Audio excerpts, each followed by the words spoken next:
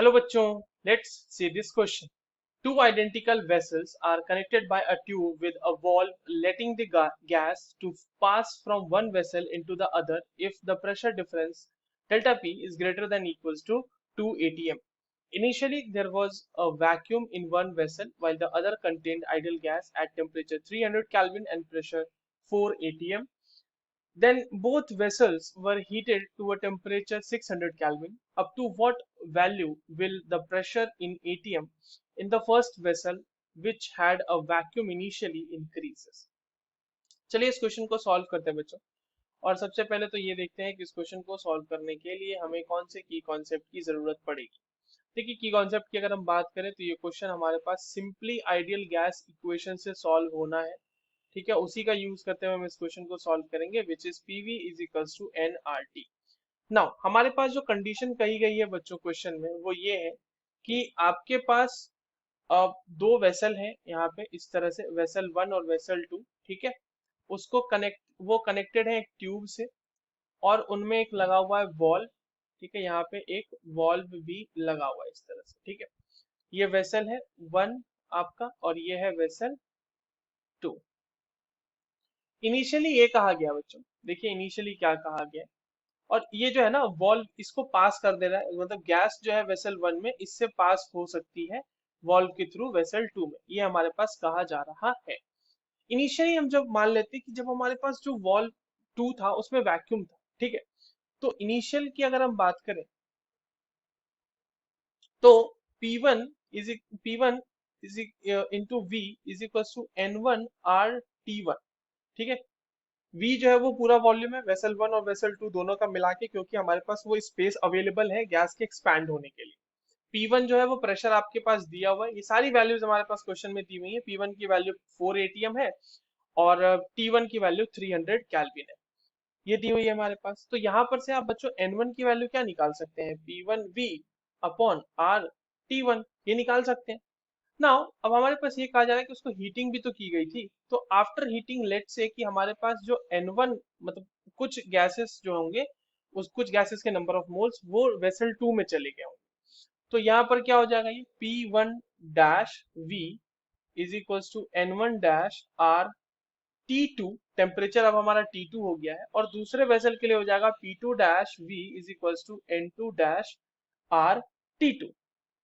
अब देखिए यहाँ पे N1 डैश की वैल्यू क्या हो जाएगी बच्चों, N1 डैश की वैल्यू हो जाएगी P1 P1 dash V upon R T2।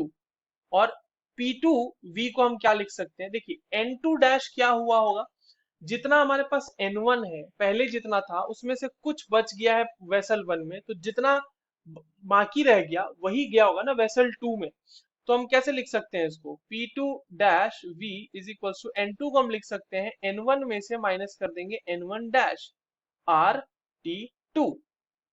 और एक चीज कि हमारे पास जो P1 डैश है और P2 डैश है, जो आफ्टर हीटिंग जो प्रेशर डिफरेंस होगा, ठीक है, वो होगा डेल्टा P के बराबर, मतलब वही तो होगा ना प्रेशर का डिफरेंस इन दोनों के बीच में, और तभी तक वो डिफ्यूजन ऑफ गैस भी हो सकती है एक वेसल से दूसरे वेसल तक।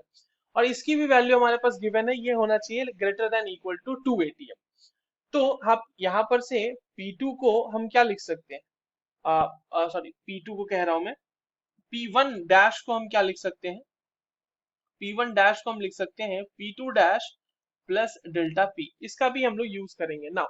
अब जो हमारे पास P2 डैश V है, ये वाला इक्वेशन, जो ये वाला इक्वेशन है इसको मान लीजिए इक्वेशन वन, यहाँ से हम लोग आगे प्रोसीड करते हैं। तो P2 dash V is equals to N1 minus N1 dash R T2, P2 dash V is equals to, अब देखो यहाँ पे आप वैल्यूज रख दो N1 और N1 डैश की, तो N1 की वैल्यू क्या हो जाएगी P1V upon R T1 minus N1 dash की वैल्यू क्या हो जाएगी बच्चों यहाँ पर P1 dash V upon R T2, right. अब हमारे पास यहाँ पर ये है R T2, तो R कैंसिल हो जाएगा, R हमारा कैंसिल हो जाएगा और V हमारा कैंसिल हो जाएगा। ठीक है, कॉमन निकल जाएगा, तो R से यहाँ नीचे से R और ऊपर R कैंसिल और V आपस में कैंसिल, तो यहाँ से क्या आ जाएगा P2 dash is equals to P1 upon T1 minus P2 dash plus delta P divided by T2, और ये पूरा मल्टीप्लाई हो जाएगा T2 से। ठीक है, इसको मल्टीप्लाई कर ही देते हैं। इसको मल्टीप्लाई जब आप कर देंगे बच्चों, तो ये आ जाएगी value P2 dash is equals to P1 T2 upon T1 minus P2 dash minus delta P। ठीक है, मल्टीप्लाई होने के बाद ये आ गया। अब यहाँ पर से आप देखो कि P2 डैश को इधर जब आप लाओगे दूसरी साइड ऑफ इक्वेशन पे, तो ये हो जाएगा 2P2 dash is equals to P1 T2 upon T1 minus delta P। इसीलिए P2 dash is equals to 1/2 P1 T2 upon T1 minus delta P। ये चीज आप समझ पा रहे हैं यहाँ तक?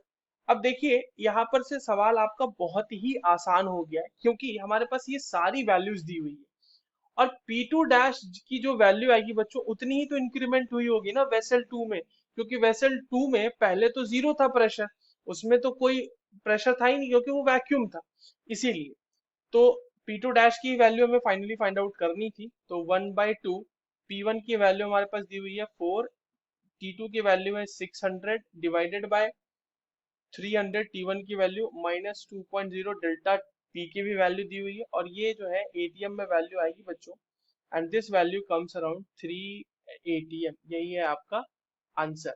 तो जो हमारे पास जो वैल्यू होगी जिसमें इंक्रीज करेगी फर्स्ट वेसल में, which had the vacuum initially, increase कितना कर गया उसे, 3 ATM।